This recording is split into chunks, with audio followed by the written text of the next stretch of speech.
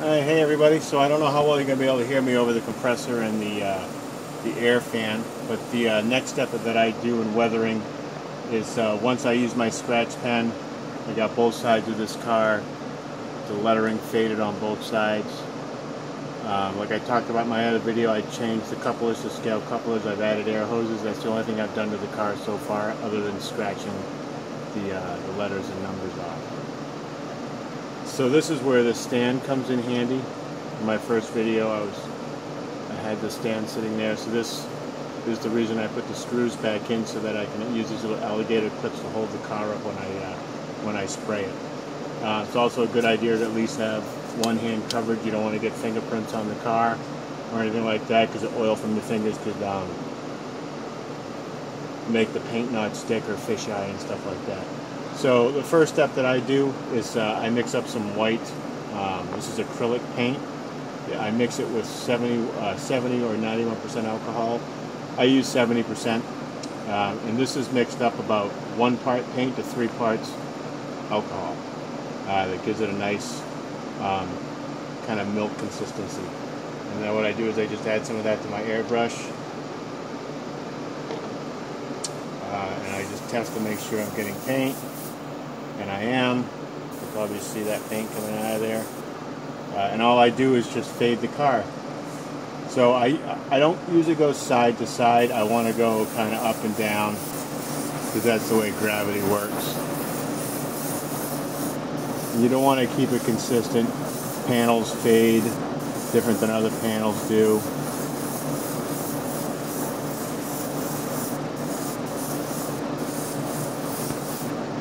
Just helps fade the car. I get a thin coat on one side, then I'll do the other side while that side dries.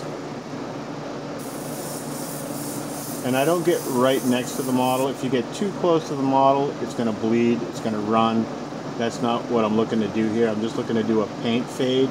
So I keep my brush far enough back that by the time the paint hits the model, it's just about dry. So it just kind of gives it that dust look.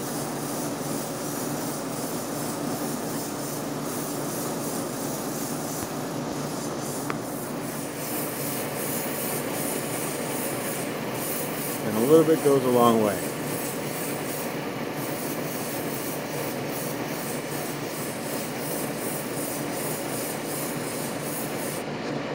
Go back to the other side. And you can see what's happening here. It's already starting to fade those numbers down pretty nicely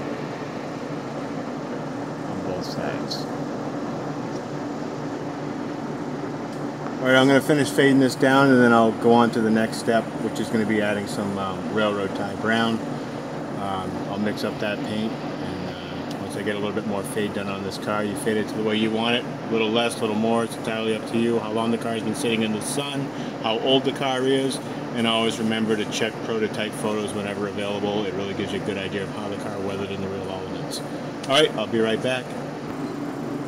Alright, so I finished fading both sides of this car with another quick coat. And so that gives me the fade that I was looking for this car. So the next step that I do is I add railroad tie brown along the bottom of the car. And the way I mix this, once again, it's acrylic. And I mix this 2 to 1. 1 part paint, 2 parts 70% alcohol. Plus or minus, you know, there's no science to it. But this is mixed a little thicker because I'm not using this as a fade. I'm actually using this as road grime.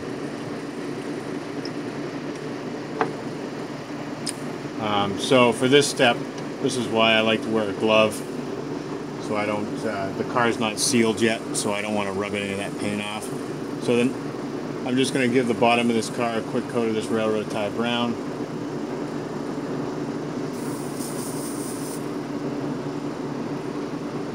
Real easy to do. Just go along the bottom of the car. Once again, I'm keeping the road grime along the very bottom of the car. And get both sides.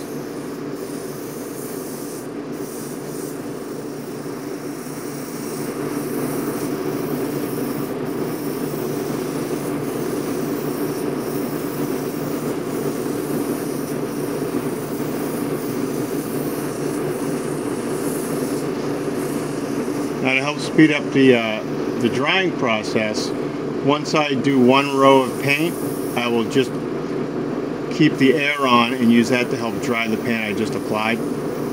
So I'm not spraying any paint right now, I'm just depressing on the little button here, and that just gives me air. When I pull back on this, since it's a dual action airbrush, that's how I start getting paint. The more I pull back, the thicker the paint is. So like I said, I picked that up doing this for a few years, and it really helps to stop the paint from bleeding, and it really makes the paint dry quicker.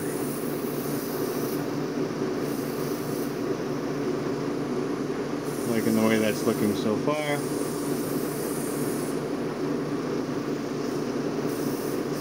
Now I look at it from the side because this is the view. This is the view you're going to get. So it's not looking too bad right there. I don't try to get too much way up inside here because you're not going to be able to see that anyway. So the part you want to see is looking pretty good. I'm going to do a little bit more right along the bottom.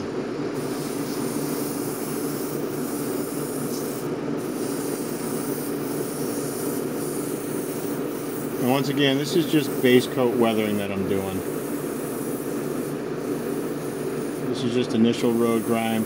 Once I'm done with this, I'll seal the car, and then I'll get in there with some oil paint and really start adding the detail to it. I get both ends of the car really good, get the coupler, all the visible parts.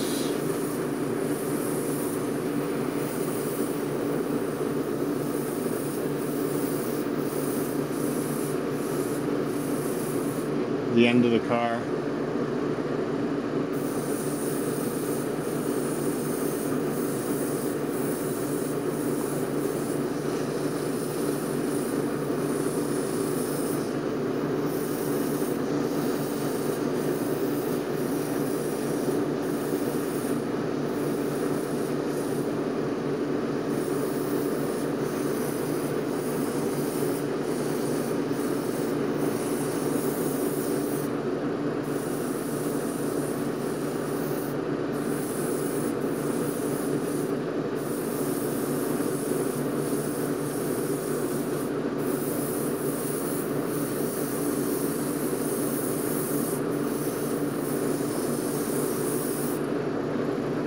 Like that.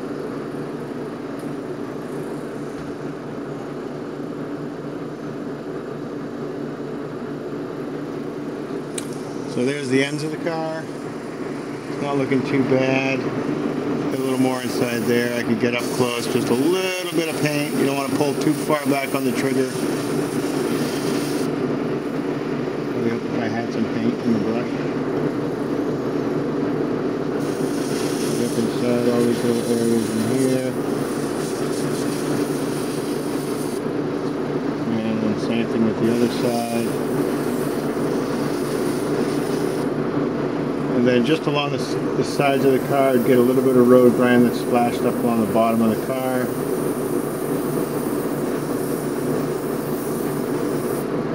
Just like that. And then the same thing on the other side.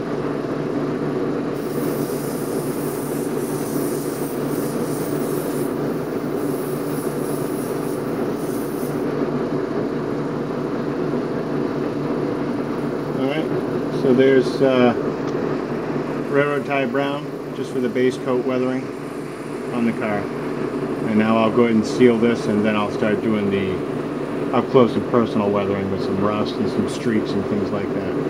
Alright folks,